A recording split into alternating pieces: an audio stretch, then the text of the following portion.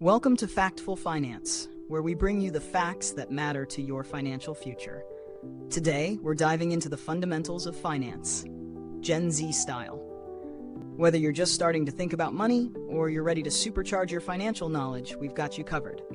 Let me start with something that might surprise you. Did you know that 78% of Gen Z is worried about their finances, but only 36% have an emergency savings fund? It's crazy, right? But it also highlights how important it is to understand the basics early on. So let's break it down and make finance something you get, not just something you stress about. First, a quick disclaimer. This video is for educational purposes only. Any apps or products mentioned aren't endorsements, and it's always a great idea to consult a professional when making big financial decisions. All right, let's start with the fundamentals. The first thing you need to understand is income. This is your starting point, how much you make. And no, we're not just talking about your paycheck. We're talking about all the different ways you can earn money: side hustles, passive income, or even investments. For example, James, a 22-year-old from San Francisco, made $5,000 last year from his online store, in addition to his full-time job. That's extra money he can use to build his savings or invest. So, make sure you're thinking about all the income streams available to you. Next, let's talk about spending. This might seem obvious, but it's easy to let expenses get out of control. One key concept here is the 50-30-20 rule. Here's how it works. 50% of your income should go toward needs, things like rent, utilities, groceries. 30% should be for wants. This includes things like entertainment, dining out, shopping. And 20% should be saved or invested. Take Olivia, for instance. She makes $3,000 per month, and following the 50-30-20 rule, she spends $1,500 on needs, $900 on wants, and saves or invests $600.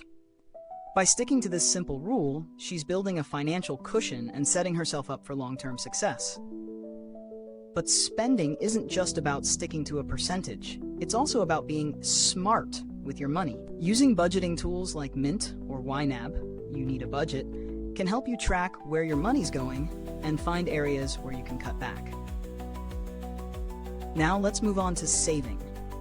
If you take away anything from today's video, it should be this: pay yourself first. Think of your savings as the first bill you pay when you get your paycheck. Whether it's for an emergency fund, a vacation, or future investments, setting aside money from the get-go is essential. You don't want to be in a situation where an unexpected expense hits and you're left scrambling. Speaking of emergencies, did you know that only 39% of Americans could cover a $1,000 emergency with their savings? That's a scary statistic, but it's a fixable one.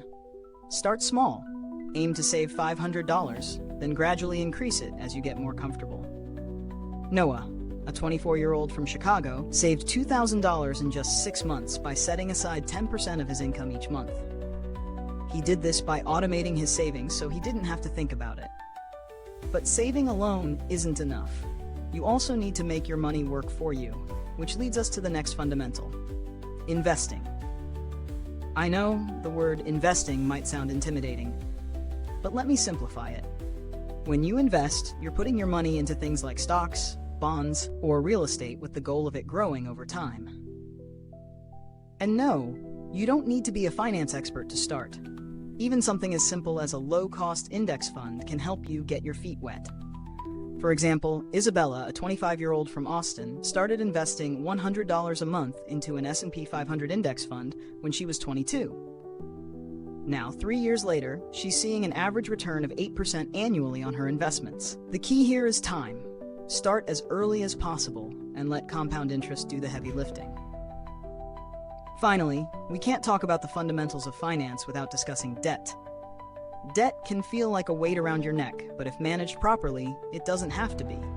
Credit cards, student loans, car loans, these are all forms of debt you might encounter.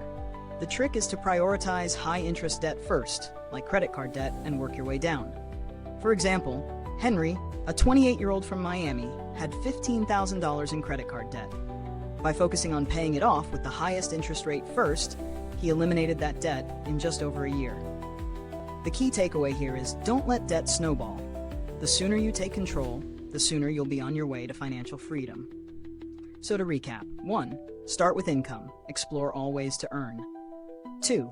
Be mindful of your spending. Stick to a budget. 3. Pay yourself first. Automate your savings. 4. Make your money work for you. Start investing early. 5. Control your debt. Pay off high-interest debt first. Each of these steps can make a huge difference in your financial life, especially when you start young. What's the first step you'll take towards securing your financial future? Let me know in the comments below.